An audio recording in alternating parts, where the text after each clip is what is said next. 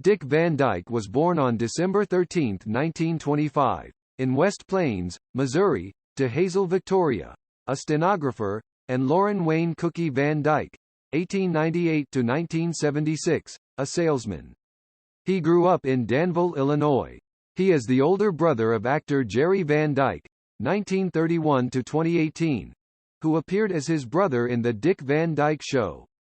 Van Dyke is a Dutch surname, although he also has English, Irish, and Scottish ancestry.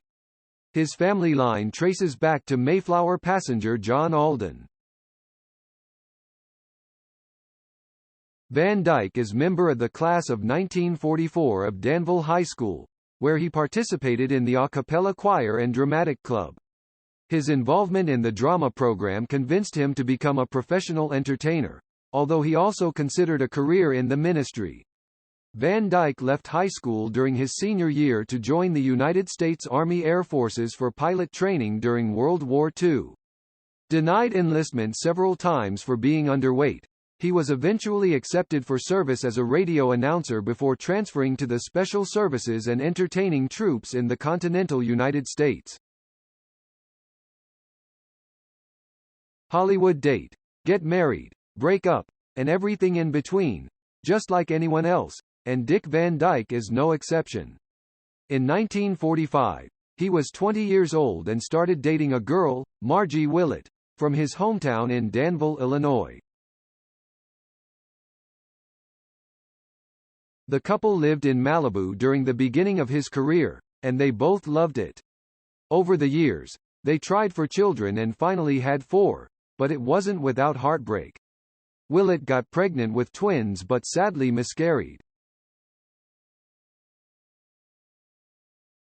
The actor explained that they were evicted from their Malibu home for lack of rental payments while at the hospital. Afterward, Van Dyke had to travel to perform with Philip Erickson for the Merry Mutes. Fortunately, he and Margie had 4 children during their relationship. Van Dyke is also a grandfather of 7 and has 4 great-grandchildren. But back in 1948, he and Margie had no money to get married. But a radio producer stepped in, paying for everything and sending them on a honeymoon. All they had to do was do it on his show, so in 1948, Van Dyke and Willett said "I do" before 2 microphones and over 15 million people heard their wedding. Although creative and down-to-earth, Margie didn't like Hollywood and was often pushed aside because everyone wanted a piece of her husband. She maintained a low profile. Sometimes, people thought they were siblings. Van Dyke told The Guardian, "Once, when I appeared on a magazine cover, Margie snapped up 6 copies, and the cashier asked if she was my mother." His children became between 1950 and 1961. Kristen Van Dyke was the first son, but the second boy, Barry, was born just a year later. Their first daughter, Stacy, was born in 1955, and Carrie Beth finally arrived in 1961. The kids followed their father's footsteps early, as they were all featured on several episodes of The Dick Van Dyke Show, Diagnosis, Murder, and The New Dick Van Dyke Show. The tradition continued through other generations, as Barry's children were also on the show. In 1998, the actor said to CNN jokingly, "It's one way to get to see your grown kids. Barry's teenage sons were on, and I had my daughter Stacy on the show, too. That's carrying nepotism to its ultimate."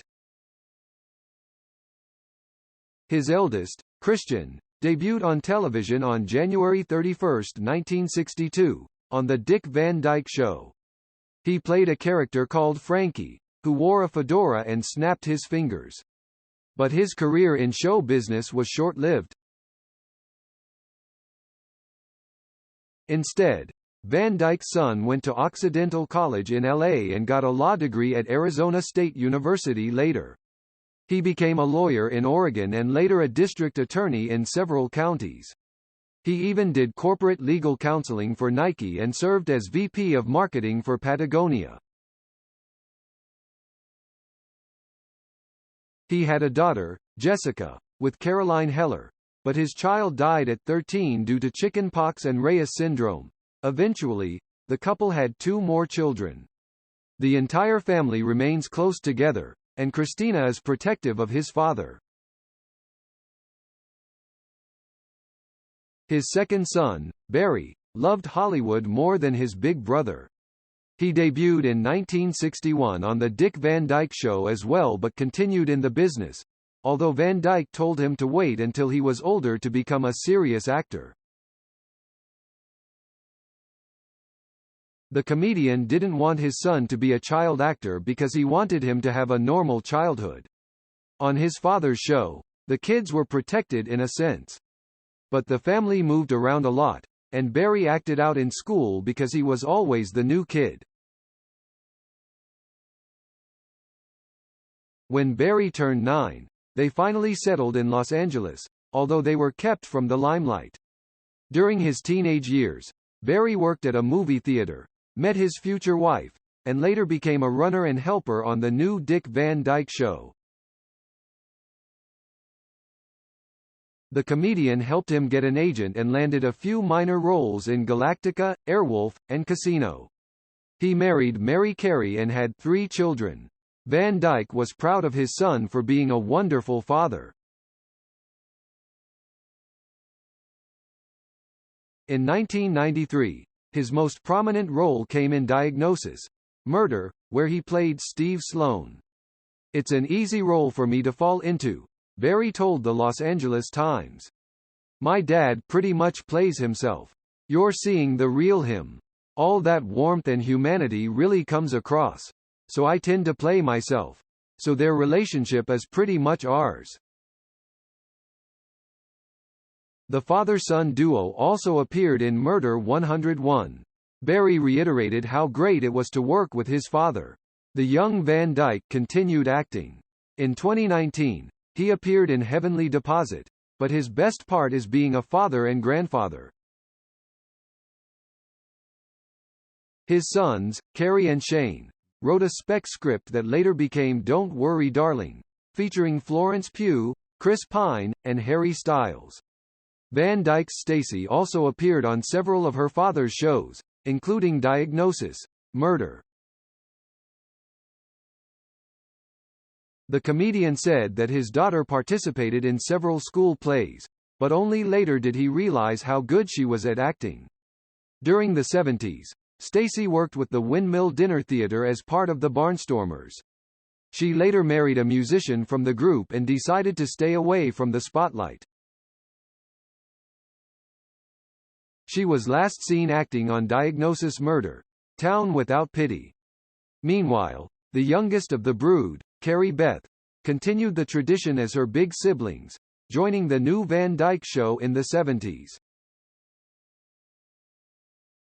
But aside from that, she has also remained away from the public eye. She married Kevin McNally, who appeared in several episodes of Diagnosis: Murder. They worked together at the Windmill Dinner Theater as well. McNally wrote a song about the early days of their relationship, featuring Stacey and her husband. He uploaded it on SoundCloud in 2015. They have 2 children and live in Los Angeles too. Unfortunately, many troubles befell their family, such as their parents' addiction.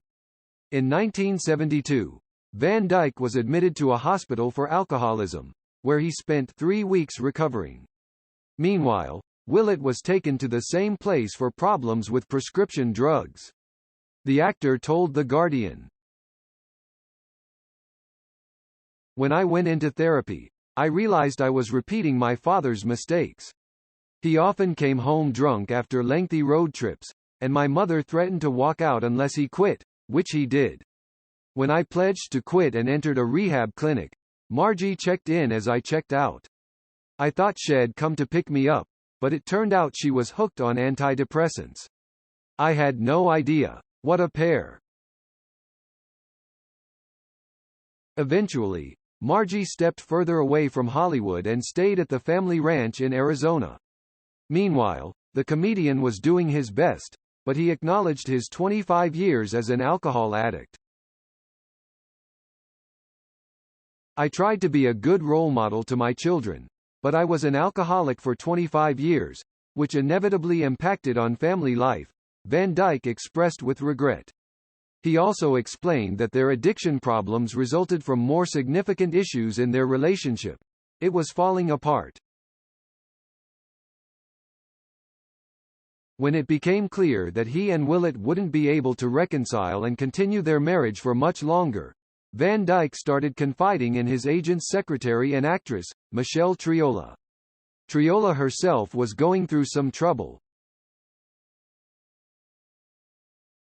She was in the middle of a lawsuit with actor Lee Marvin after their 6-year relationship went awry.